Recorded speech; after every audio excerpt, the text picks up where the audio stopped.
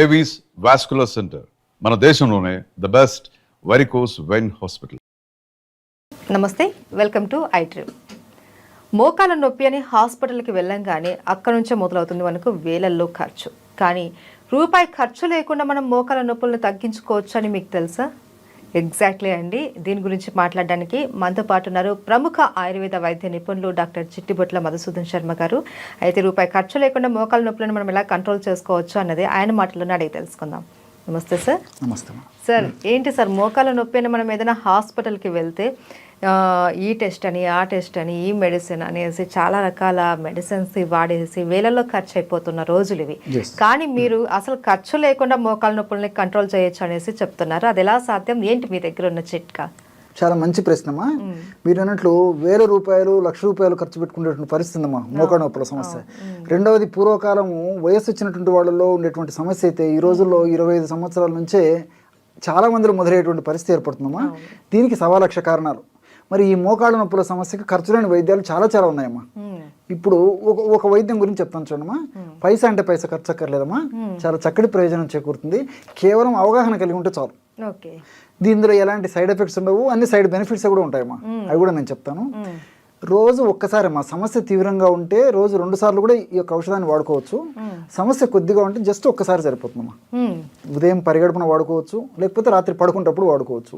లేకపోతే సమస్యకి ఎక్కువగా ఉంటే కొన్నాళ్ళ పాటు 2 times వాడేసేసి తర్వాత ఒక్కసారి వాడుకున్నా సరిపోతుందమ్మా.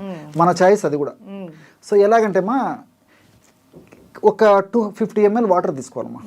ఒక పాత్రలో 250 ml వాటర్ తీసుకొని, పారిజాతం ఆకులు మీకు తెలుసు కదమ్మా. గ్రామాలు, పట్టణాలు, నగరాలతో నిమిత్తం లేకుండా ఎక్కడ పడితే ఇక్కడ పారిజాతం చెట్లు ఉంటాయమ్మా. సో ఆ పారిజాతం ఆకులు జస్ట్ 2 కానీ 3 కానీ తీసుకోవాలమ్మా. ఆకులు చిన్నగా ఉంటే 3 తీసుకోవచ్చు, ఆకులు పెద్దవైతే 2 సరిపోతాయి. 2-3 ఆకులు తీసుకుంటే సరిపోతుంది. అవి చిన్న చిన్న ముక్కలుగా చేసేసి ఆ నీళ్ళలో వేసేయాలమ్మా. 250 ml వాటర్లో 2 లేదా 3 పారిజాతం ఆకుల్ని శుభ్రం చేసేసి చిన్న చిన్న ముక్కలు చేసేసి అందులో వేసేసి ఇంచుమించు ఒక 50 to 100 ml నీళ్లు మీరేటట్టు మరిగించుకోవాలమ్మా.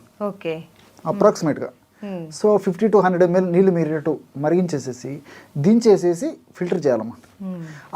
ఆ విధంగా మనం ఎప్పుడైతే బాయిల్ చేసామో ఆ నీళ్ళ కలర్ మారిపోతుంది.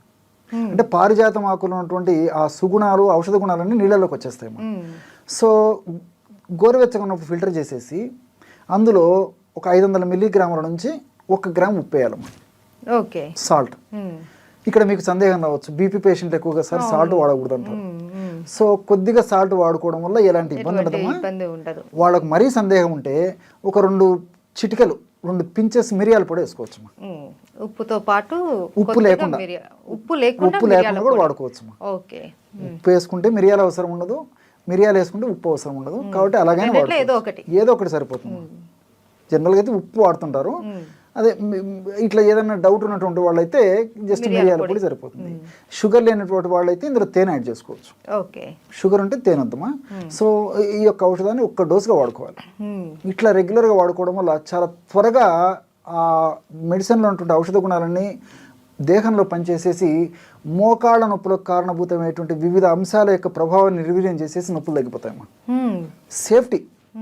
సో ఇక్కడ ఎలా ఇదవుతుందంటే అమ్మా, ఈ మోకాళ్ళ నొప్పుల సమస్య ఉన్నటువంటి వాళ్ళలో ఇన్ఫ్లమేషన్ ప్రక్రియ జరుగుతుంటుందమ్మా. అదొక ప్రాసెస్ అనమాట.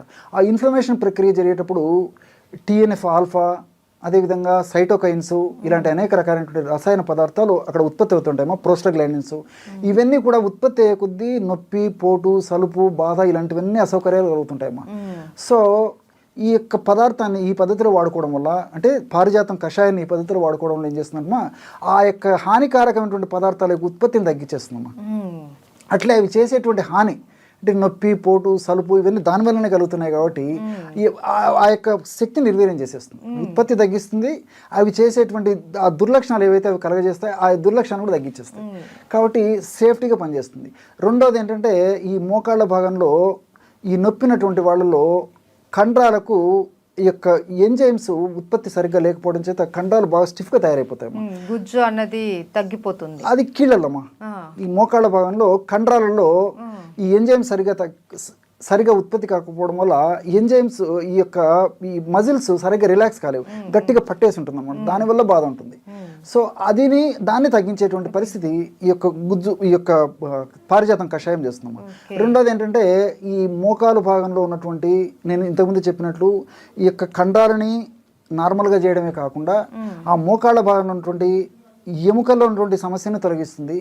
అదేవిధంగా రెండు ఎముకల మధ్యలో ఉన్నటువంటి ఆ కీళ్ళలో ఉన్నటువంటి సమస్యను తొలగిస్తుంది. అంతేకాకుండా గుజ్జును బాగా ఉత్పత్తి చేసేందుకు ఇది ఉపయోగపడుతుంది. గుజ్జు త్వరగా అరగకుండా ఉండేందుకు ఇది ఉపయోగపడుతుంది. అదేవిధంగా గుజ్జు ఇంతకుముందు చెప్పినట్టు చక్కగా ప్రొడ్యూస్ అయ్యేందుకమ్మా మోకాళ్ళ భాగంలో. అట్నే కార్ట్లేజ్ అనేటువంటి మృదులాస్తి ఉంటుందమ్మా ఆ రెండు ఎముకల మధ్యలో. ఆ కార్ట్లేజ్ని కూడా బాగా రక్షించేందుకు ఉపయోగపడుతుందమ్మా. దీనివల్ల మల్టిపుల్ బెనిఫిట్స్ ఉన్నాయి, చాలా బెనిఫిట్స్ ఉన్నాయి. మోకాలకు సంబంధించిన ప్రతి ప్రాబ్లం మనకు క్లియర్ అయిపోయింది. రెండోది ఏంటంటే ఆధునికంగా మనం ఆలోచించినప్పటికీ ఇందులో ఆస్పిరిన్ లాంటి ఒక పదార్థం ఉందమ్మా, మిథైల్ సాలిసిలేట్ అని చెప్పి చెప్తుంటారు సర్వసాధారణంగా. ఈ ఆస్పిరిన్ లాంటి పదార్థము ఈ యొక్క కషాయంలో అంటే ఈ పారిజాతం ఆకులో ఉంటుంది కాబట్టి ఆ ఆస్పిరిన్ సర్వసాధారణంగా నొప్పులు తగ్గేదానికి వాడుతుంటారు అనమాట. NSAID అంటారు అనమాట, non steroidal anti inflammatory drugs అని చెప్పేసి ఆధునికంగా ఇంగ్లీష్ వైద్యంలో వాడుతుంటారు అమ్మా. సో ఈ ఆస్పిరిన్ లాంటి పదార్థము ఇది చెప్పాను కదమ్మా, ఈ ఆకులు ఉంటుందమ్మా. సో ఆకులు మనం కషాయ రూపంలో ఇవి వాడుకుంటున్నాం కాబట్టి ఈ కషాయంలో కూడా ఆ యొక్క కెమికల్ వస్తుంది కాబట్టి నొప్పి తగ్గేందుకు ఉపయోగపడుతుంది. అందులో ఇంకోటి అంటే న్యాచురల్గా మనం బాడీకి అందజేస్తున్నాం కాబట్టి సైడ్ ఎఫెక్ట్స్ ఉండవు, అన్ని సైడ్ బెనిఫిట్స్ ఉంటాయమ్మా. కాబట్టి ఎక్కువ రోజులు వాడినా ఇబ్బంది ఉండదు, కాబట్టి దీనివల్ల ప్రాబ్లం ఉండదు, అన్ని సైడ్ బెనిఫిట్స్ ఉంటాయి కాబట్టి క్షేమదాయకంగా వాడుకోవచ్చు. మీరు అడిగినట్లే పైసా అంటే పైసా ఖర్చు ఉండదు, ఎక్కడికి కాకపోతే కేవలం ఒక కషాయనే తాగొచ్చమ్మా. ఉప్పు తర్వాత మిరియాల పొడి లేదన్నా ఉడకబెట్టుకుని తాగినా సరిపోతుంది, ఫలితం అయితే మంచి ఫలితం కలుగుతుంది. అవును సార్. అండ్ సార్ ఫైనల్గా సింపుల్గా ఈ మోకాల నొప్పితో బాధపడే వాళ్ళు ఎలాంటి ఫుడ్ తీసుకుంటే వాళ్ళకి మోకాలలో బలం చేకూరుతుందో చెప్తారా? బాగా కాల్షియం రిచ్డ్ ఫుడ్ బాగా తీసుకోవాలమ్మా. కాల్షియం బాగా ఉన్నటువంటి ఆహార పదార్థాలు బాగా తీసుకోవాలి. దీనికి తోడేమంటే ఈ డ్రై ఫ్రూట్స్, డ్రై నట్స్ ఇలాంటివి బాగా తీసుకుంటుండాలమ్మా. వీటన్నిటికి తోడు మనకు సీజన్లో దొరికేటువంటి ఫ్రూట్స్ బాగా తీసుకోవాలమ్మా. అంటే కొన్ని సందర్భాలు అంటే ఇప్పుడు షుగర్ పేషెంట్స్ ఉంటారు, కొన్ని ఫ్రూట్స్ తినకూడదు, అలాంటి వాళ్ళు తినదగిన ఫ్రూట్స్ తినాలి. అట్లా ఆయా వ్యాధులు ఉన్నటువంటి వాళ్ళు తినకూడనటువంటి ఫ్రూట్స్ అయితే తినకూడదు, కానీ మిగతా ఫ్రూట్స్ అన్ని తినొచ్చమ్మా. జనరల్గా ఏ సమస్య లేనటువంటి వాళ్ళు, కేవలం మోకాళ్ళ నొప్పుల సమస్య ఉన్నటువంటి వాళ్ళు అన్ని ఫ్రూట్స్ తీసుకోవచ్చమ్మా. ఈ విధంగా డ్రై నట్స్, డ్రై ఫ్రూట్స్, అదేవిధంగా మనకు డైలీ లభించేటువంటి ఈ సీజనల్ ఫ్రూట్స్ ఇవన్నీ తీసుకోవచ్చు.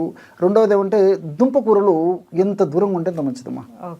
దుంపకూరలు వాడుకోవడం వల్ల ఈ మోకాళ్ళ నొప్పులకు సంబంధించినటువంటి కొన్ని రకాలైనటువంటి కెమికల్స్ ఎక్కువగా ఉత్పత్తి అయ్యి దానివల్ల నొప్పులు ఎక్కువైనటువంటి పరిస్థితి ఏర్పడుతుంది కాబట్టి ఈ దుంపకూరలు ఎంత అవాయిడ్ చేయగలిగితే అంత మంచిది. అదేవిధంగా చన్నీళ్ళు కూడా పనికిరావమ్మా.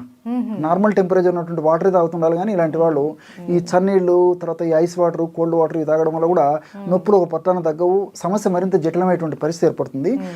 వీటన్నిటితో ఏమంటే ప్రకృతి సిద్ధంగా, సహసిద్ధంగా లభించేటువంటి పదార్థాలను ఎక్కువ తీసుకోవడం మంచిదమ్మా. అంటే మనం ఉడకబెట్టడము, వేయించడము, ఫ్రై చేయడము అంటే ఇలాంటి ఇవన్నీ కాకుండా రోజు మనం తీసుకునేటువంటి ఆహార పదార్థంలో కనీసము 40% వరకైనా న్యాచురల్ ఫుడ్ తీసుకోవడం వల్ల ఈ యొక్క సమస్యకు చాలా చక్కటి పరిష్కారం దొరుకుతుందమ్మా. ఈ ఆకుకూరలు తీసుకోవచ్చు, కూరగాయలు తీసుకోవచ్చు. ఆకుకూరల్లో కూడా పుష్కలంగా ఉంటుందమ్మా. ఈ మోకాళ్ళు పోషణకు ఉపయోగపడేటువంటి అనేక రకాలైనటువంటి సూక్ష్మ పోషకాలు కూడా చాలా ఉంటాయి కాబట్టి ఈ ఆకుకూరలు తీసుకోవచ్చు, కూరగాయలు తీసుకోవచ్చు. నేను ఇంతకుముందు చెప్పినట్లు పళ్ళు తీసుకోవచ్చు. వీటన్నిటిలో కూడా ఫైబర్ ఉంటుంది. ఫైబర్ కూడా ప్రత్యక్షంగా పరోక్షంగా మోకాళ్ళ నొప్పులకు ఉపయోగపడుతుందమ్మా. కాబట్టి ఇలాంటి ఆహార పదార్థాలు తీసుకోవడం వల్ల మోకాళ్ళ నొప్పుల సమస్య త్వరగా తగ్గిపోతుంది. ఒకవేళ సమస్య లేకున్నటువంటి వాళ్ళకైతే ఆ సమస్య అంత చిన్న వయసులో రాకుండా కూడా ఉంటాయమ్మా. Thank you so much sir. నమస్తే.